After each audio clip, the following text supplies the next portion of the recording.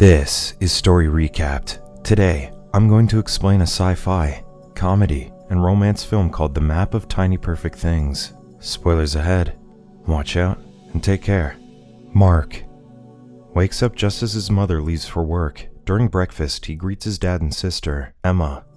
Mark echoes everything that they say, casually acts at the perfect time with what happens in the kitchen, and even helps his father with a crossword puzzle. Afterward, he rides around the neighborhood, knowing exactly when things will happen. He stops someone from texting while driving and tells a stranger that his missing keys are in his bag. He then hitches a ride on the back of a pickup truck and helps a young woman with directions without asking her before chilling at the library. After a couple of construction workers leave for lunch, Mark takes their bulldozer for a ride and announces that he won the lottery at a diner. By the afternoon, he chills by the community pool, then spots Phoebe, the girl he helped with directions earlier. Mark saves her from falling into the pool, and the two bond. Later, he walks Phoebe home, but she refuses when he invites her to hang out later in the evening. Mark then visits his friend Henry, who's playing a video game. After Henry's character dies and respawns, Mark wonders what life would be like if they get to respawn and repeat life. Mark fantasizes about using the time loop ability for good, but Henry only thinks of using it to get girls. Mark insists that getting girls is not as easy, thinking of the many ways that he failed in getting Phoebe's attention. Henry agrees that infinite possibilities come with infinite ways to fail, and in that case, he'd be stuck in the loop forever. Mark, however, questions if he'd want to get out of the loop since he'd be the center of the universe. Henry argues that it would get boring and repetitive. Mark waits for midnight that evening, and the time loops back to the same day. He spends the morning the same as yesterday, but also practices playing the tuba and drawing before heading to the community pool to try his luck with Phoebe again. However, when he's about to save Phoebe, another girl catches the beach ball that's supposed to hit her instead. When Mark visits Henry, he recounts about the blonde girl, confused about who she is and where she came from. The girl dropped a flyer for a missing dog when she left the community pool. However, when Mark called the number, the man on the other end only had an 8-year-old daughter instead. Mark attempted to find her several times, but to no avail. One day, Mark spots someone leaving a $100 tip at a diner. Curious, he follows the person, believing that it's the blonde girl. He finally catches the blonde girl, Margaret,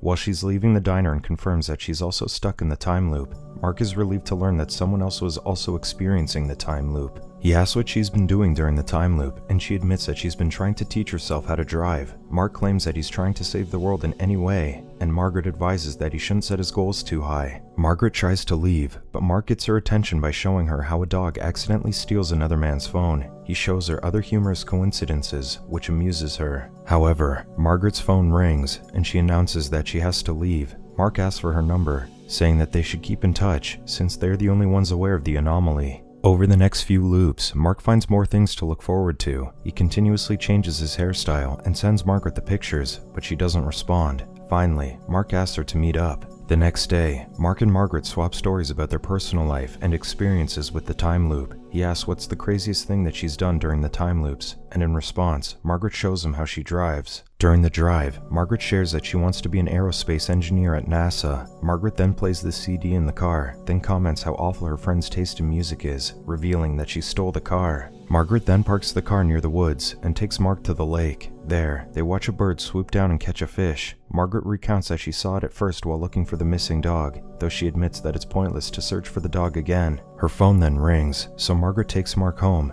After dropping him off, she picks up the phone quickly and assures someone named Jared that she'll be there soon. At home, Mark draws Sisyphus, inspired by his and Margaret's earlier conversation. He leaps off the roof before midnight, then lands on his bed after the day repeats. The next day, he takes Margaret to watch a group of skaters. A younger girl joins in, and after the skaters ridicule her, she does the trick that they've been failing at, much to everyone's surprise. While letting her drive a road roller, Mark asks about Jared. Margaret reveals that Jared is a 21-year-old med student but says nothing more. They then share their theories about their situation. Mark wonders if the time loop is about appreciating all the perfect, random moments like seeing the bird catch the fish. Margaret, however, is skeptical. She prepares to leave when Mark challenges her to find all the perfect random things that happen in their town on that day. Margaret doesn't share his enthusiasm since she simply wants to get through the day. Mark insists that they can make their situation mean something, which convinces Margaret to stay. While leaving money randomly at a store, Margaret wonders about the fourth dimension and concludes that they're mere shadows of fourth-dimensional people. She believes they could see everything in the fourth dimension, though it's unreachable. The two start plotting how they could find the perfect things in the town and decide to just look for them and list them down.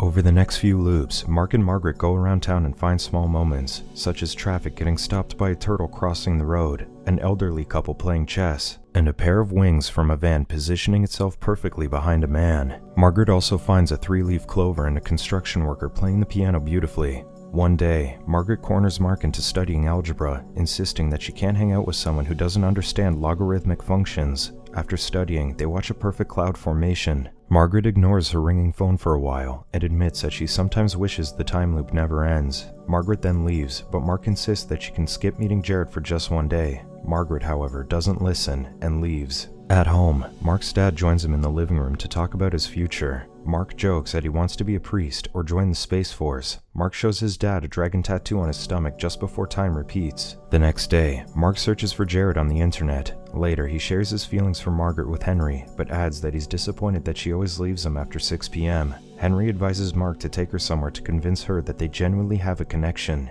One day, Mark takes Margaret to a school gym where he set up a mock space station and moon. The two then spend the day pretending to be astronauts. Mark attempts to confess his feelings to Margaret, but hesitates. Instead, he invites her to ride his bike around the school, pretending to head back to Earth. They go to Mark's house and wonder about how they always wake up at the same time every morning, as if something puts them to bed. While looking at their family photos, Mark shares that his mother works late at night, so he barely sees her, while his dad recently quit his job to write a book about the Civil War. He then asks about Margaret's parents, but she dodges the question. After watching a movie, Mark leaves to go to the bathroom. During this, Margaret finds the map he's made of the perfect things. Mark is embarrassed and reveals that he redraws the map every morning, but Margaret is amused by it, encouraging him to go to art school. Mark admits that he's been trying to see a pattern, hoping to unveil something. Mark then leans in to kiss her, but Margaret refuses and gets ready to leave. Mark argues that she could tell him what's happening with her and Jared, but Margaret adamantly refuses. She explains that she doesn't want to mess anything up, since they're already stuck in time. She concludes that they should just be friends, and Mark has no choice but to accept it.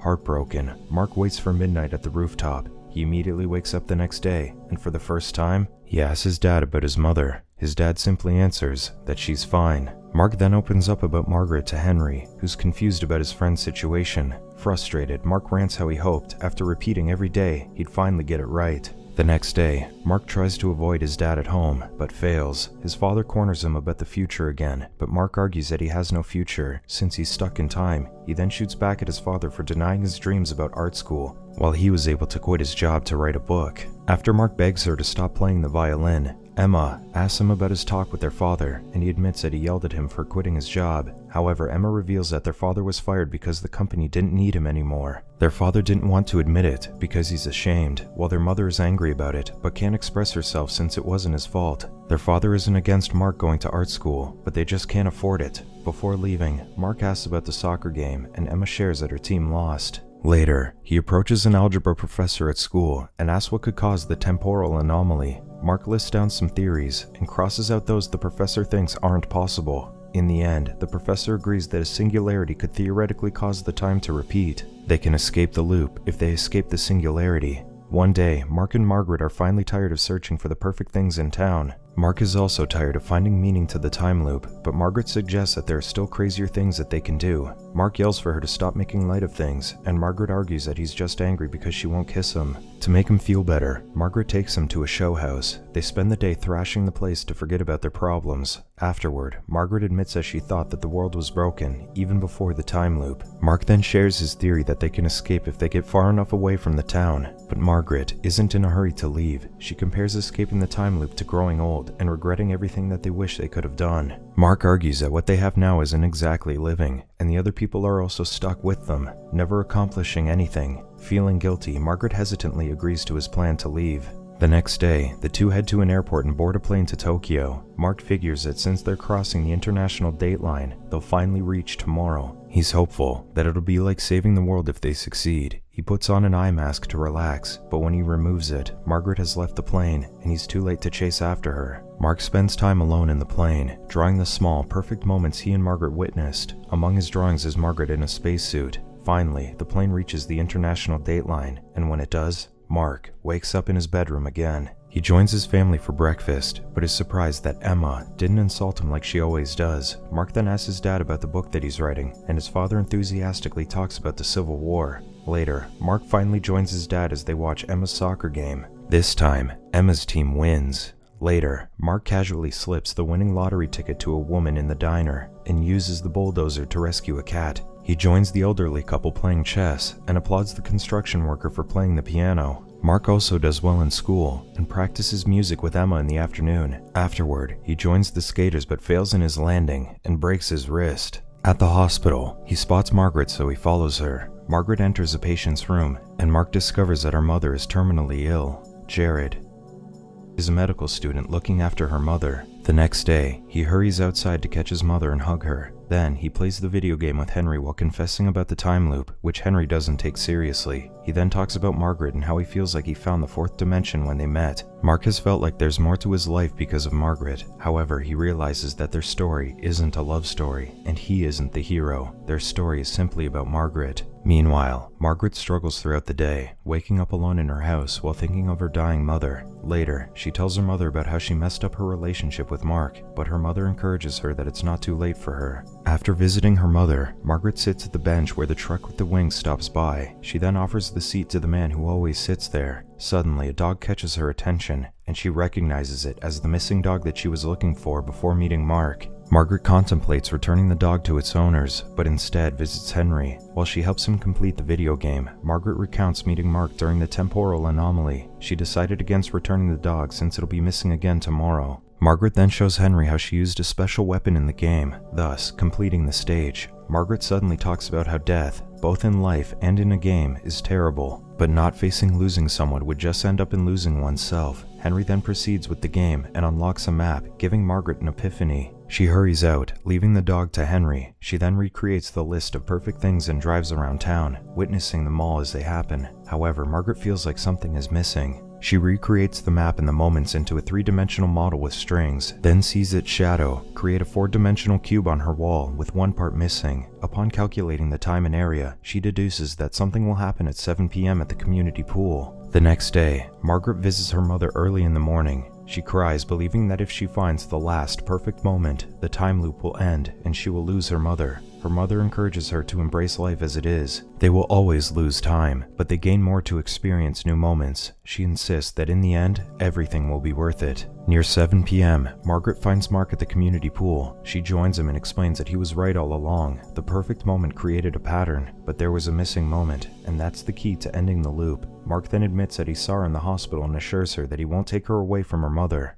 Margaret recounts that the night before the time loop, she was told that it was her mother's last day. All she thought that night was how she was not ready to face a future without her mother, so she wished that time would stop. Somehow, it worked. Margaret was happy that the time loop happened, but she was confused that Mark was also stuck in the loop. Now she realizes that he's there so that when she faces the future, she won't be alone. She concludes that they've been the ones who were sleeping, and she has decided to wake up. Margaret then pulls Mark for a kiss, creating the final, perfect moment. That night, Margaret visits her mother for the last time and says goodbye. By midnight, she and Mark step out of the hospital, anxious about what will happen. They see Mark's watch reach past midnight, and it suddenly rains, signaling that the time loop has finally ended. And in the morning, they finally return the dog to its owner. Subscribe to watch more videos like this. Turn on notifications. And leave a like, it really helps the channel out. Thank you for watching.